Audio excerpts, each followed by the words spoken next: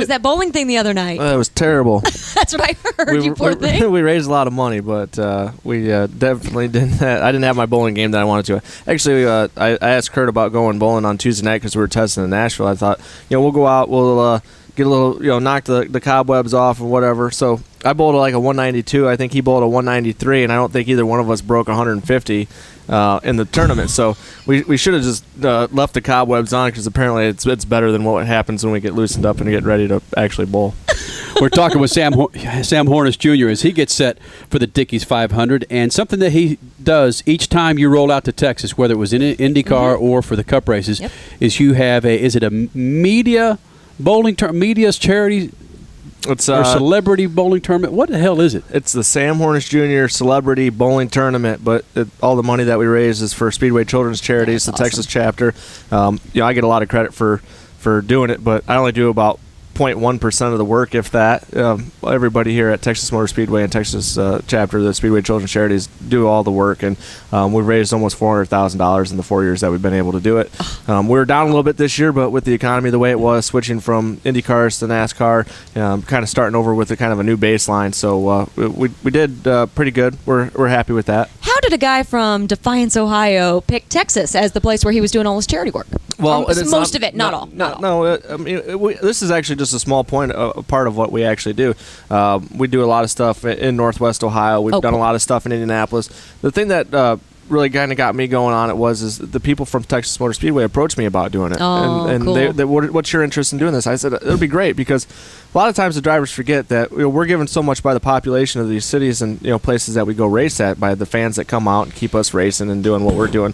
Very seldom do we get an opportunity to give back into those certain places. So we try to do certain things every year where we kind of reach out to communities outside of our own, because sometimes we become so saturated, at least what I've been able to do, we've been so saturated in Northwest Ohio, we sometimes have a hard time finding good things that we want to be able to give to. So we started looking at places at Charlotte, Michigan, just places outside of where I'm from, and where people would normally give to be able to kind of spread it around a little bit and to help out some of the communities that help us out so much. Very nice. He's sitting in the 21 spot for today's Dickies 500, driving the number 77 Dodge Penske truck rental Dodge.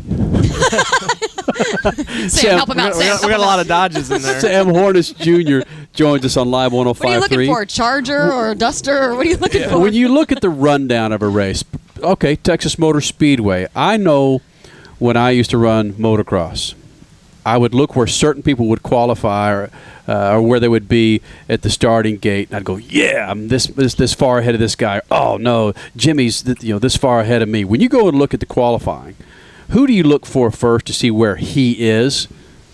I look at myself first. There's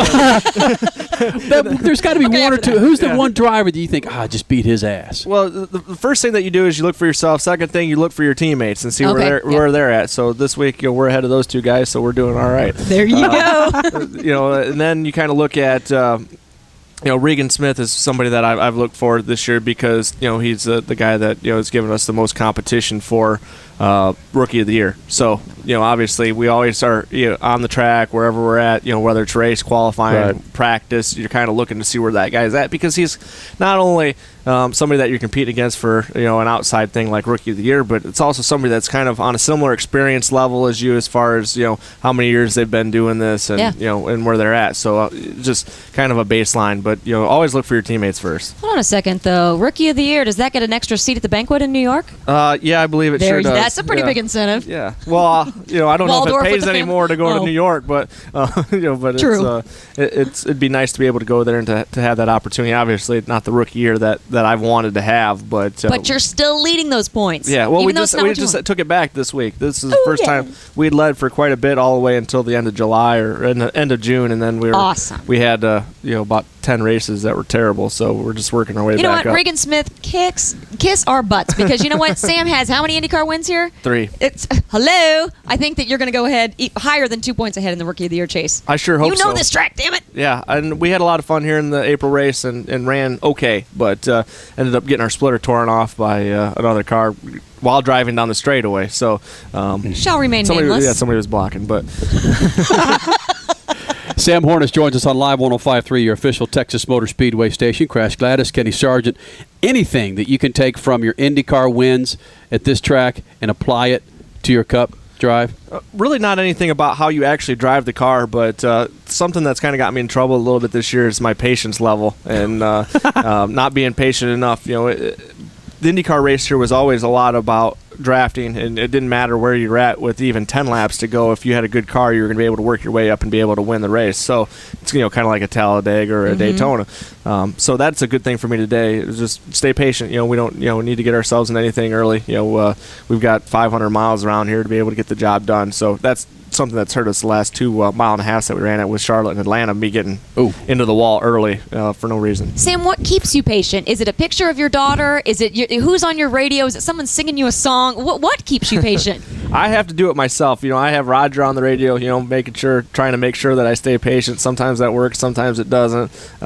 I'm sure if I looked at a picture of my daughter, that I would probably be less patient. Because she's less patient. She's what's now? I'm ready to eat. I'm all that stuff. But she's only 9 months old, so she doesn't really have that much of an opportunity to try to be patient before.